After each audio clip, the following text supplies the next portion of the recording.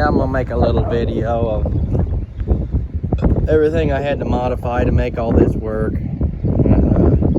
That hood was raised right about here to here. I put about 6 inches in it. We cut this frame out. Frame used to come up here and go straight out, you know, like a Series 3 Steiger, and we cut that out to make this hood fit. Then I cut the fenders off. They used to come down, make it look like a 1000 series. And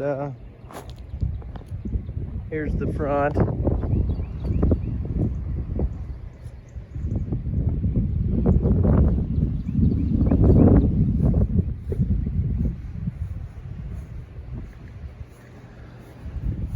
Also, when I did this, I converted it to a 24-volt gear reduction starter. And it's just a regular old 12-volt alternator. I got rid of that 1224 alternator.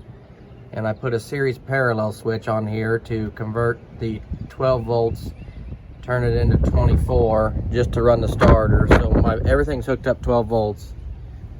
It's wired pretty simple.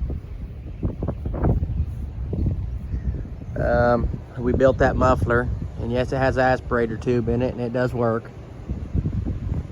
It's just not hooked up. I got to get a piece of flexi pipe yet. And these rims were off an 800 or a 9882 Versatile, and they were originally for 710/38s, and I widened them. We just cut the outside off of another 710 rim and welded it.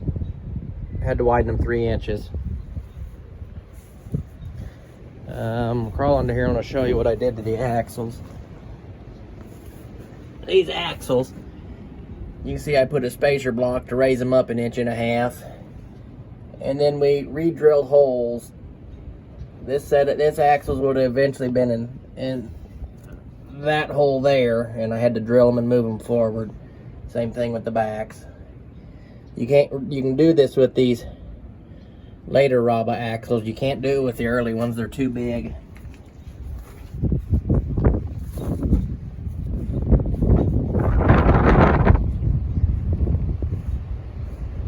There's another little pan out.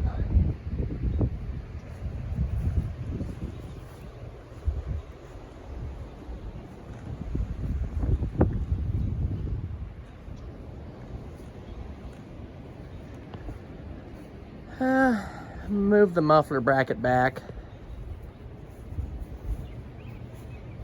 Had to make cab mounts. Here's a view up inside of her. That's the valve stack off of that 9170 I got the cabin hood off of. I also used the hydraulic pump off that tractor, and I'll show you that here in a little bit. Completely rebushed the center. We actually had to make this piece. I cut that out on a CNC plasma table myself, and then I rebored that in the mill because this piece was twisted. Somehow they twisted that 2.5 inch piece. This tractor was really rough.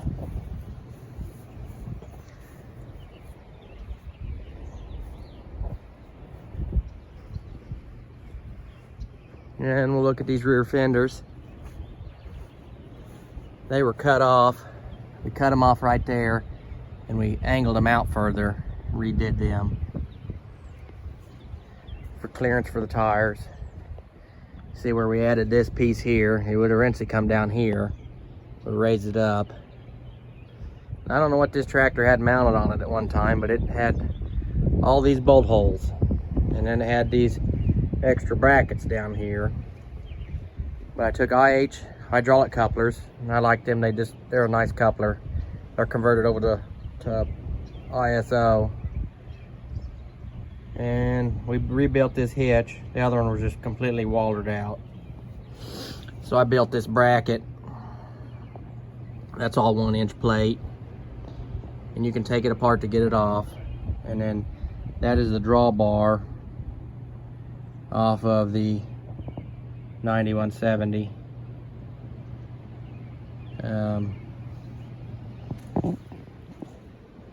I still got to wire up the lights.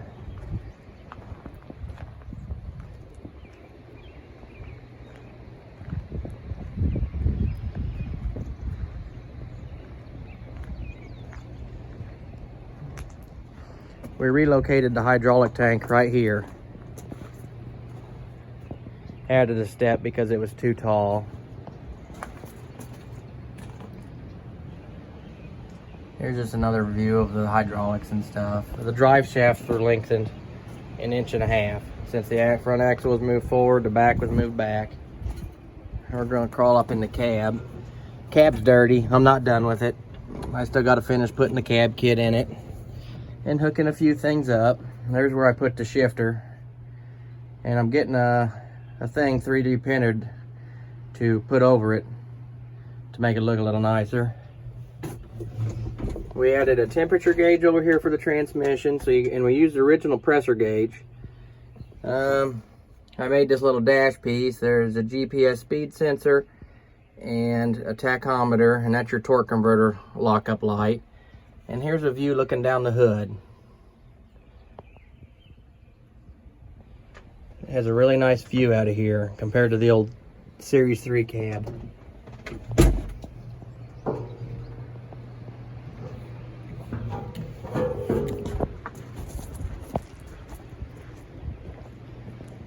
And there's one more neat feature.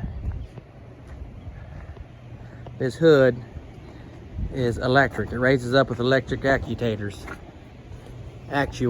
You pull the cable here to release the latch, and then I got a switch right down here, and it raises it up.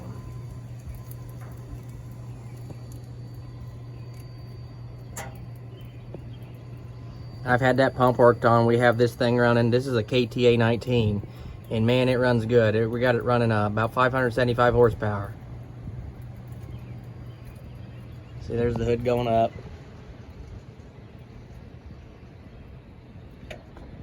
And go up here, I want to show you one more thing. This is how I did the hydraulics. Normally that PTO would be turned around and the pump would be toward the back, but the rotation was wrong for this pump. So since the hydraulic tank was gone, I had plenty of room.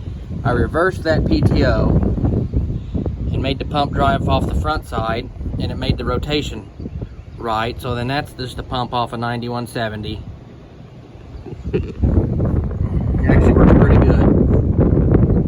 We've also updated this tractor had to update it to the Lord coupler and the little drive shaft, because all that was pretty much roached.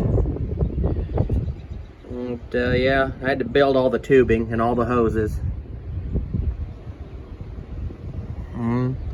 That's about it.